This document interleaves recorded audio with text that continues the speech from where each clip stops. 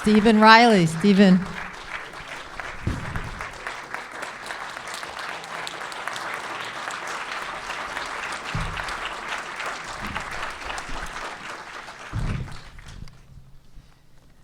Okay, we probably have a lot of questions in the audience. I'll just start with like one or two, and then we'll get out to you very quickly. It's probably a very complex answer, but if you can talk about the beginnings of how this came about. I mean, did you discover this trove of tapes, or did you already have the idea to make a film? Just talk a little bit about the genesis of it. Actually, it started with John Batasek at Passion. He got in touch with me because he'd had a contact from the Brando estate, who were wanting to commemorate after 10 years since Marlon's passing, him in a film of some description. So that was really how it sort of. I was approached, and then John said, "Would you be interested in doing the film?" And I thought, great. I mean, I wasn't an expert in Brando at all. I'd seen some of his major films, but it was a huge learning process for me to understand all the details of his life and his full story. But at the same time as that came about, the estate were unpacking all these boxes that had been kept in storage for 10 years of all Marlon's personal effects.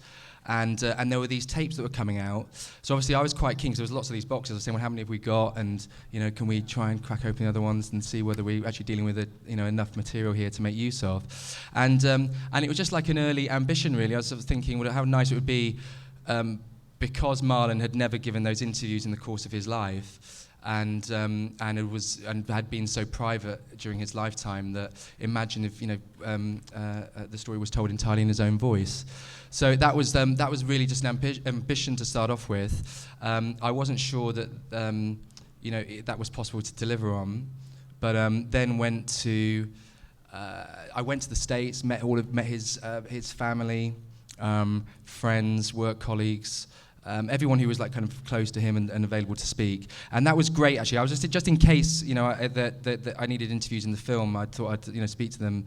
But that research was actually really very important in terms of allowing me how to properly access this material and really understand him as a person, because he was incredibly complex, as you can imagine it, and it took a long time to actually really read between the lines and understand all of his contradictions, and there were many.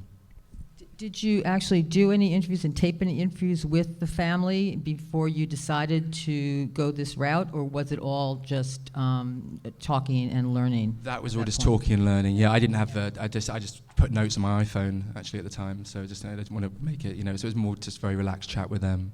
I think you're probably a Brando expert now, more than all of us. How many hours did you listen to all of this? It felt like it by the end, but actually it's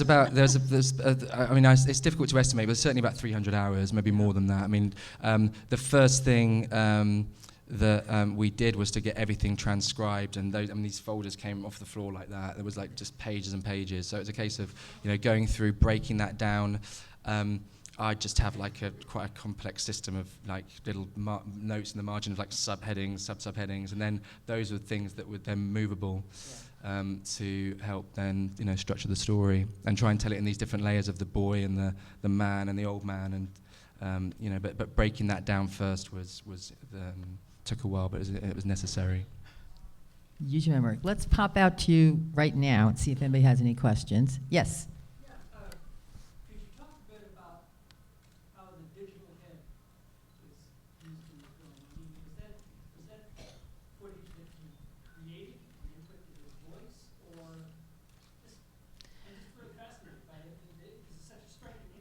This is a question about, I'll repeat, the digital head.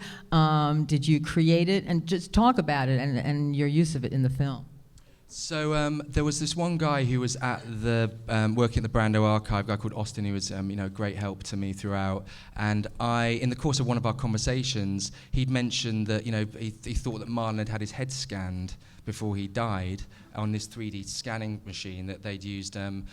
They'd used the same tech apparently for Terminator 2. And that liquid metal guy, and Marlon was always fascinated in his technology and all of that kind of stuff. So it wouldn't have surprised me had he done that. And then the next question was trying to find out who did it, and there were clues included on the tapes as well, because he actually spoke about it happening. And then from that, it was possible to figure out it was this guy called Scott Billups, who was a friend of his, who's this special effects supervisor, who, on getting in touch with him, he said, "Oh, I might have it. I think I've still got it." He had to dig out, and it took forever. It took actually months. It was only last minute that sort of vision could be realised in the film, because even when he located the drives, it was because the data files were so big. They were spread across 8 drives, from 1990. They couldn't, they didn't have the capacity of those drives then.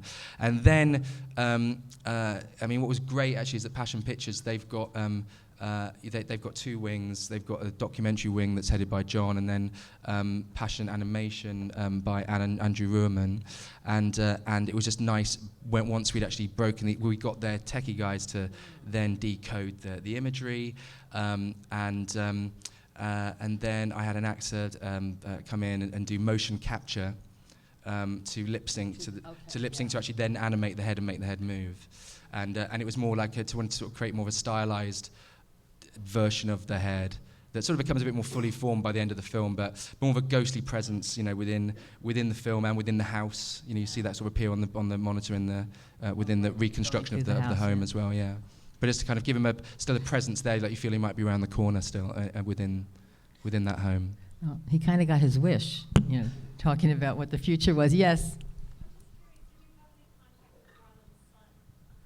Did you have any contact with Marlon's son? What do you mean, Christian? So Christian's passed away now. Actually, yeah. When he came out of prison, he he had pneumonia when he was a young boy. Right. When he was kidnapped, actually he died of pneumonia as well.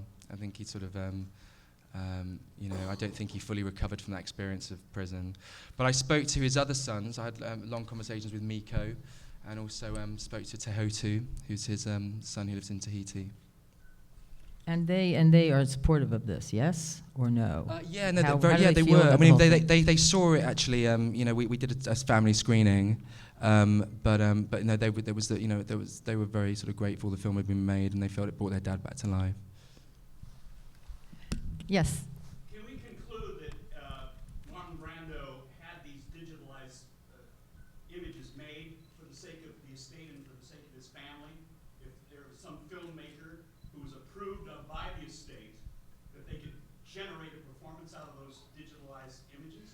Well, I think everybody heard that. Yes. Okay. No, you're very. Thank you, because I couldn't. But actually, see, at the time, it wasn't in the possession of the estate. It was this special effects guy called Scott, and it was just like a hunt to try and track this thing down.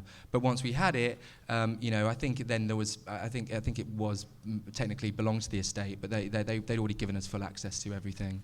But does anybody know if he had this idea that, yes, we'll use this in the future and people can make movies from me, or he just had this done, or does anybody know? I think he really did genuinely love all of his technical equipment. I mean, he was, it was quite interesting when they did the inventory after he passed away and they took the camera around his house. You'd open drawers and there'd be just drawers full of audio recorders or adapters or, just little fuse wire and plugs. I mean, he was a real hands-on sort of techie guy. He used to do ham radio, and he loved that because he could be anonymous and talk to people, over the airwaves. And so I can see how he'd have fallen in love with the idea of scanning his head and this idea of looking into the future and he was kind of more into sort of business and wacky entrepreneurial ideas towards the end of his life. So he might have thought there'd be some benefit to his kids and that maybe he's right. Maybe they will. They can bring him back to life fully with those scans. Ooh, that's interesting. Yes. Did you interview Jack Nicholson for this? I was going to. Had I gone out for a second trip, I was planning to visit and speak to Jack. But he bought Marlon's estate. He bought his house after Marlon died, and knocked it down. So the house doesn't exist anymore because I think he wanted to sort of join it to his own property. But they were very good friends, and the kids used to go and play in the Jack's swimming pool, and that was a bit of a open gate between their two homes. Besides the family, when you did the research in the beginning, was there anybody else that you did talk to or interview? Yeah, I did. I spoke to. I had a really interesting conversation with Harry Belafonte all about the civil rights stuff because they were very close in that early period. I spoke to Harry Dean Stanton, who was very close to Marlon in his last years. His friend Ed Begley Jr. Who else? David Lynch, briefly. There was quite a lot. There was about maybe Really 30 or 35, or 30, 40 people. A full picture. Okay. Yes? From what age did he start making those tapes? It was some of them were very early on, like from the 50s. As soon as that kind of tech was available and he could get the recorder, he was already doing it. And you can kind of tell that he was doing it. He was recording these things for many different reasons. He would have a tape on in business meetings to just record stuff and make sure that he was covered legally, because I think he felt he'd been so stiffed over by Hollywood. So he'd take tapes for those reasons. He'd do stuff for generally, I think, for his family and posterity. And you'd hear him sort of say to his kids, "Look, come here," and he'd drag them towards the mics and say, "You must speak into this because it'll be important in 50 years' time. You can listen to it." I mean, whether he expected that somebody would, kind of like piece it together in a film, I very much doubt. But it was, there was definitely an idea that he was keeping these as part of his own keepsakes and legacy, and part of his legacy, I think, certainly for his children. Did he, and also there's this one thing where he's kind of going, he's got to make bigger locks, I think, on Christian's door, check the house. Did he do a lot of just checklist stuff like that you find on a floor somewhere? Lots of stuff, all sorts of kind of just little, miscellanea, where he'd just do entire tapes of vocabulary that he liked. And just like words. He loved language. He didn't have that education, I think, when he was growing up. He was obviously a smart guy. He's dyslexic.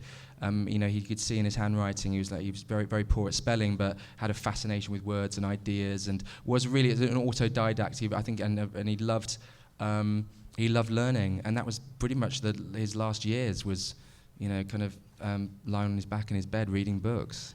He nothing more enjoyed later on than doing that. And I presume you can tell when he started doing these self-hypnosis tapes, like during what period was that? That was very late. That was in the last few years, and I think that was in getting over his daughter's death. So he was going through a lot of, I think, genuine pain, and it was manifesting itself physically. I think he was getting panic attacks, he was getting heart palpitations, and this was all about, trying to center himself and calm himself. And it's interesting when you listen to those tapes and you hear the progress. I mean, you see at the end he goes, "These tapes are no longer useful. You can chuck them away," because he felt that he'd actually that system had really served him well. And it's interesting. He kept talking about this. These tapes are a good parent to you. It's almost like he was almost parenting himself. So it was interesting. I felt like he kind of cured a lot of that pain in the course of doing those meditations. Yes. It was a beautiful film, incredibly moving. I don't recall kind of feeling so overwhelmed emotionally at a film recently, but I'm curious about a line towards the end. He's talking about how we live for myths, we die for myths, and almost as a critique, right, of the ways in which narratives can be so persuasive. I'm curious as to how you balanced your own struggle with, or whether it was a struggle, the ways in which you continue to make him a myth, but also kind of challenge it at the same time. Like, it's a beautiful balance, I felt, but I wonder what that process was like. That was. So I'm going to just try, hard to repeat, but essentially it's a question about, how you balance between telling the story of the man and also the myth of him. Well, this was one of the things that he was fascinated in, and among his favorite topics, it was this idea of truth and lies, and myth and reality. And you see from his acting progression, he started with the group theatre and with Stella Adler and method acting, and that was all about social realism and discovering truth. And then by stages, he became just more and more disillusioned, to the point where he thought that actually that acting was a lie, actually we're lying for a living, and that we actually lie in all of our interactions in day-to-day life as well. So these were things which were really preoccupied him, and the idea of myths too. I thought was very important to represent, and he felt that we were governed. We almost like kind of lost all control in face of these myths, whether it's the myth of the father, the myth of the mother, the American dream and the American myth, and now, ironically, the myth of Marlon Brando, which he was like living on the other end of. So it was it's his life's passion. He became the victim of as well. if in terms of being the target of other people's obsession and devotion. I think I genuinely think he couldn't stand it.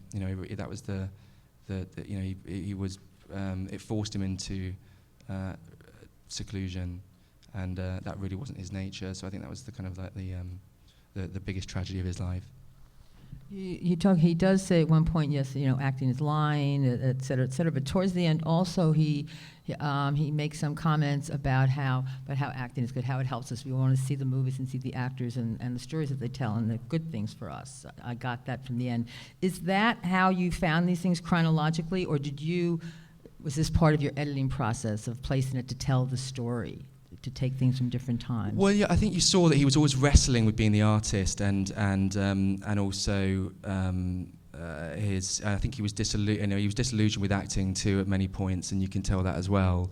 But that to and fro, yeah, but I think that towards the end, and I think he did find some resolution in his later years, and he did, looking back on his life, I think he understood that he had done some good work, and that work did serve a purpose. But he was the artist. I think you get a good sense of that. He did care. He did prepare for his roles meticulously, and you can see that through his notes. I don't think he's given enough credit for his talent as a writer as well, because there's only one example with Apocalypse Now where you hear that he was preparing that entire script of Kurt's, and the tapes were available to me. He's hours of him. Just exploring these ideas. He was already interested about the nature of good and evil, which he then puts into the mouth of the character of Kurtz. But same for a lot of these films as well. You didn't just get an actor with him. You got somebody who could ad lib and script and rescript for you in ways that were actually more pleasing and convincing to the audience. Even The Godfather as well. If you look at the script and his lines, you see the value that he's adding. That whole method thing that he really just sort of embodied and even went beyond, it seems to me, from what I know. Oops, okay, so, yes? I'm just curious about the effect that maybe this film had on you, and did you come out of this with any feeling with him that was different, either positive or negative, from what you went into the past? So this is about your process in the film, and if you came away with a sort of a different sense of him than you might have had at the beginning. You certainly said in the beginning you were certainly no Marlon Brando expert, and certainly you are now. But do you feel like you really know? I feel like you must really know who this person was, or have a sense of who he really was and all his struggles. Yeah, certainly. You kind of even. I was editing the film, and so I had him on headphones most of the time as well. So it's kind of very much like present. Yeah, it sort of resonates, and so you find yourself repeating this stuff or getting genuinely into his thoughts.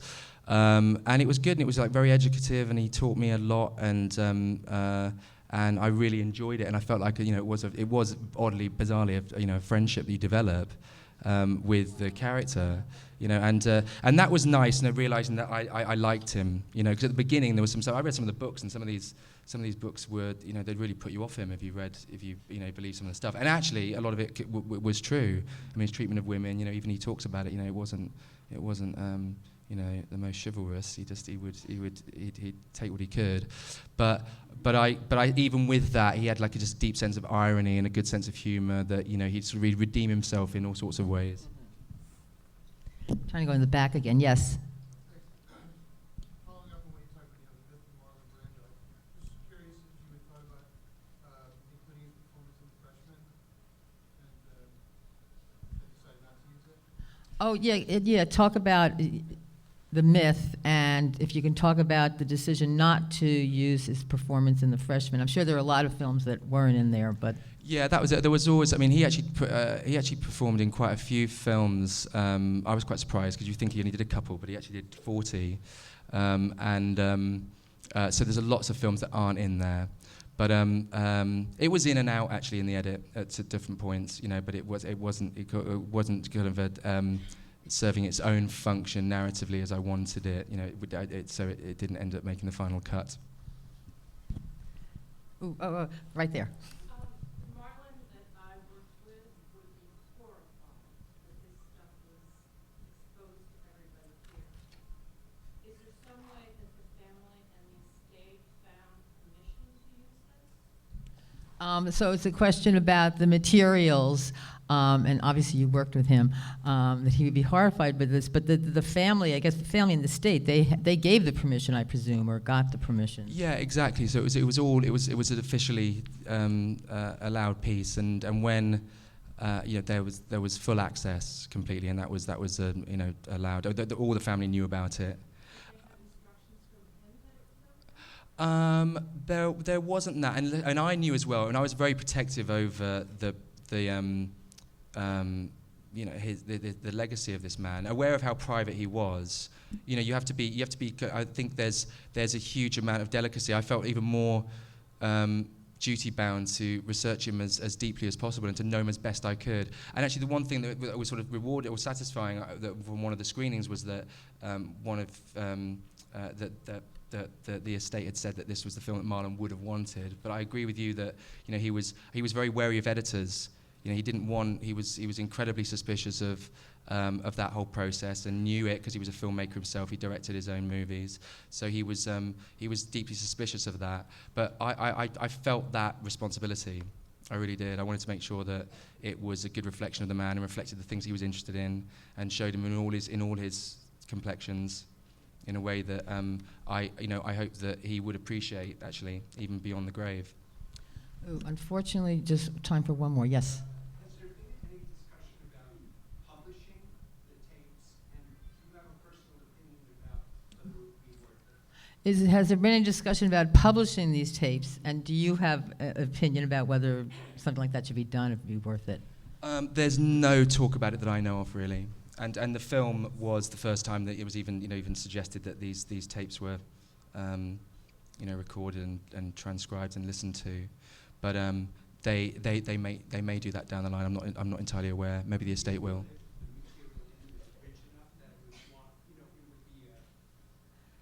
Yeah, I mean, there's all sorts of. It's a fascinating archive into the guy and to his and his genius. And I think that it's very fair to use that word. But there's all sorts of books that you could possibly make from it. I mean, even just his acting preparation alone would debunk the myth that he wasn't prepared, and he was not very studied in his work. Because when you go through these tapes, it's fascinating the level of which he did actually prep. So that would be an amazing thing in its own right. I think filmmakers would appreciate that. Yeah, I also think, though, that what you've done and what you've taken from these things, you've really created a really particularly warm, I mean, also telling but touching story of the man. So thank you very, very much for this film, Stevan. Thank you. Thank you, everybody.